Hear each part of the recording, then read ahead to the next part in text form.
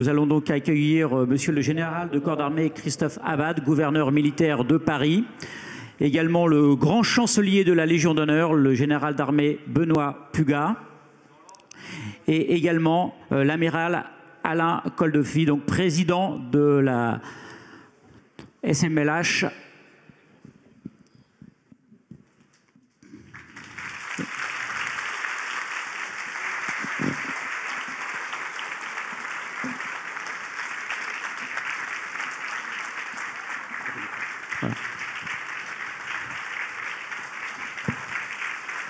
Voilà.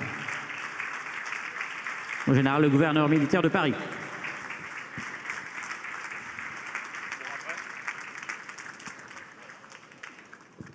Mon général, grand chancelier de la Légion d'honneur. Amiral, Monsieur le Président, voilà.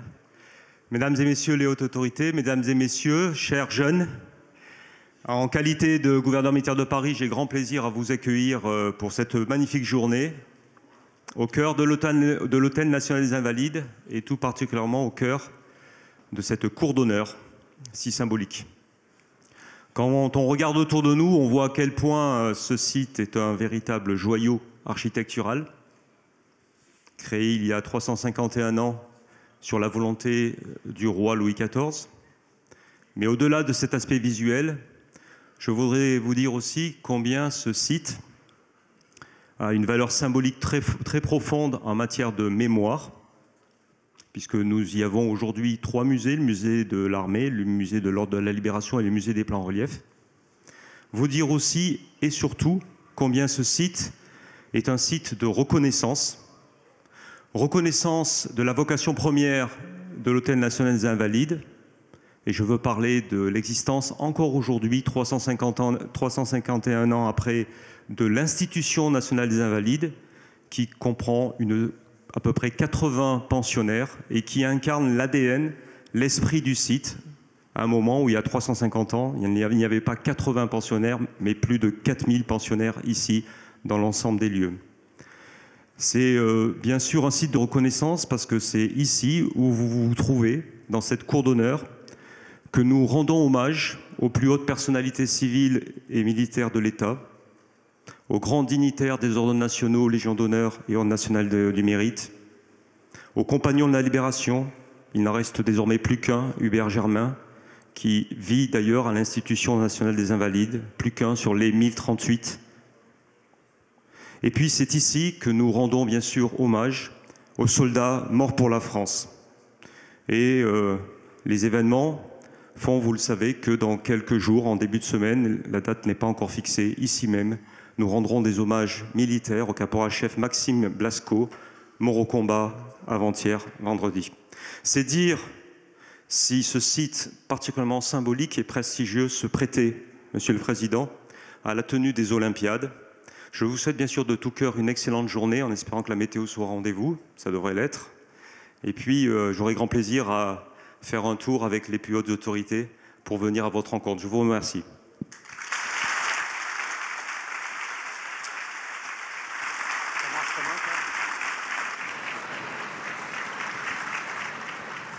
Monsieur le grand chancelier de la Légion d'honneur.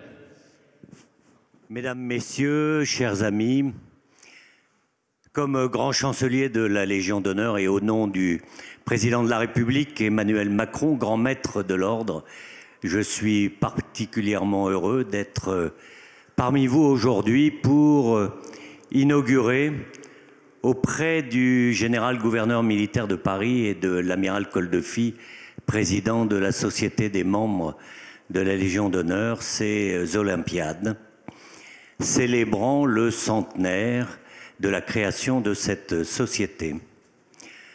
Comme vous le savez tous, la Légion d'honneur a été créée en 1802, il y a un peu plus de 2 siècles, par Napoléon Bonaparte, premier consul, pour récompenser les mérites individuels, civils et sous les armes, de nos compatriotes au service de notre pays. Et ce, quel que soit leur domaine de compétence, quel que soit leur domaine d'activité, quelles que soient leurs origines personnelle. Et cette universalité de la Légion d'honneur est à la fois sa force et son premier principe. Bonaparte insistait beaucoup là-dessus. Il avait coutume de rappeler que le soldat était flatté d'être décoré en même temps que le scientifique, et le scientifique était honoré d'être décoré aux côtés du soldat qui avait versé son sang pour la patrie, comme vient de le faire le caporal-chef dont a rappelé la mémoire le gouverneur militaire de Paris.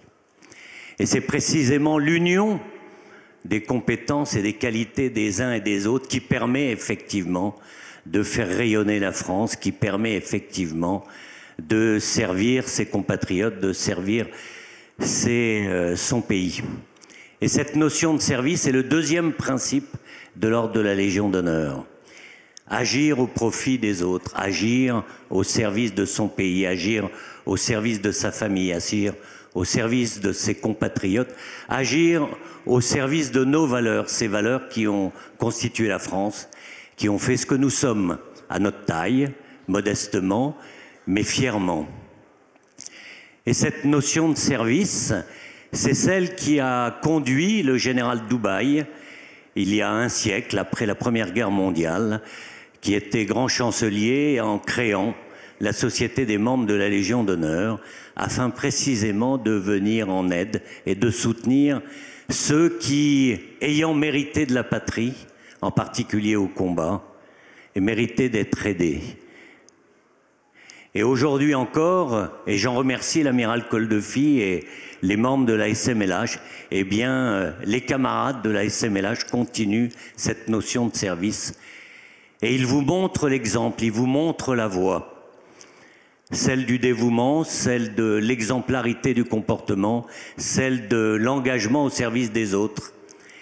Et je vous souhaite à tous, bien sûr, de suivre leur exemple, de suivre la voie qu'ils vous ont tracée, afin qu'à votre tour, à votre place, là où vous êtes, eh bien, vous puissiez aussi servir votre pays, l'aider à grandir, l'aider à s'améliorer, l'aider à rayonner davantage. En tout cas, ce sont les vœux du président de la République, je les fais les miens. Je vous souhaite encore une fois d'excellentes Olympiades et je remercie et félicite l'amiral Koldefy et les membres de la SMLH pour l'organisation de cette très belle journée. Je vous remercie. Vous avez l'air de marcher, je vais le prendre.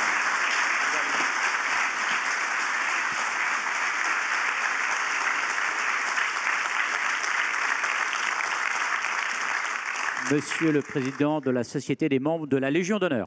Bon, bonjour à toutes et à tous. Le gouverneur militaire vous a rappelé la solennité du lieu. Nous sommes dans la cour des soldats. Nous sommes devant la chapelle des soldats. Soldats au sens large, hein, soldats militaires et soldats civils, comme l'a rappelé ensuite le grand chancelier. Et pour marquer la solennité de ce moment, et en mémoire du caporal-chef Maxime Blasco, je vais vous demander de vous lever pendant 1 minute et de faire 1 minute de silence.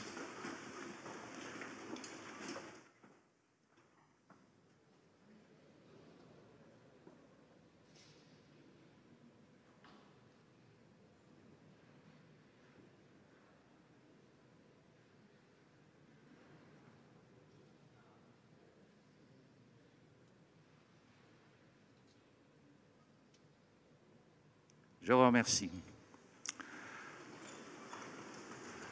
Le silence est souvent beaucoup plus impressionnant que le bruit. Alors maintenant, c'est la Société des membres de la Légion d'honneur qui a organisé ces Olympiades numériques entre le 15 mai et le 15 septembre. Et si vous êtes là, c'est que vous avez parcouru cette épreuve moderne par Internet. Et maintenant, vous êtes là pour rencontrer, faire une petite compétition, parce qu'il faut toujours qu'il y ait une petite compétition, mais j'appelle votre attention, et là je m'adresse aux jeunes, sur le fait qu'aujourd'hui, de façon exceptionnelle, vous allez rencontrer à peu près 80 partenaires représentant les métiers, la valeur, l'engagement, la solidarité, en tout cas un spectre jamais rassemblé de compétences, d'expertise, de métiers, de choses qui vous donnent envie de voir l'avenir, envie de continuer, envie de faire quelque chose dans la vie. Hier, nous étions à l'hôtel de ville, d'abord sur le parvis de Notre-Dame pour remettre au général Georgelin une gargouille qui avait été préparée par les apprentis du lycée des bâtiments de Felletin dans la Creuse. Un moment solennel sur le parvis de Notre-Dame. De très nombreux touristes nous ont regardés. Ensuite, on allait présenter à l'hôtel de ville, à la maire de Paris, cette gargouille avant de la rendre, bien sûr, à Notre-Dame. Il y a 1001 exemples. Aujourd'hui, ce sont ces Olympiades. Alors vous allez faire des épreuves, les meilleurs vont gagner, mais il n'y a pas de meilleurs, il n'y a pas de moins bons. L'important, c'est que vous participiez. Bien sûr, il y aura un prix. Celui qui vous remettra le premier prix, je pense, il est là. Et ça sera un très très beau prix. Mais de toute façon, l'important, c'est de gagner dans la vie, mais c'est aussi de participer. La SMLH, en 3 mots, nous sommes 50 000 des décorés de la Légion d'honneur. Nous sommes répartis en 600 comités sur le territoire métropolitain et les Outre-mer. Et je salue les équipes qui viennent, je pense qu'il doit y avoir la Réunion et la Guadeloupe, et 65 pays étrangers dont, malgré la pandémie, quelques équipes ont pu venir, et j'ai déjà rencontré celle du Burkina Faso, et puis il y a une équipe européenne avec des représentants des ambassades en poste à Paris que je salue et que je remercie. Alors, les discours sont toujours trop longs. Vous êtes levés très tôt, vous êtes arrivés hier, et bien maintenant que les Olympiades commencent, je déclare ouvertes les Olympiades de la jeunesse 2021.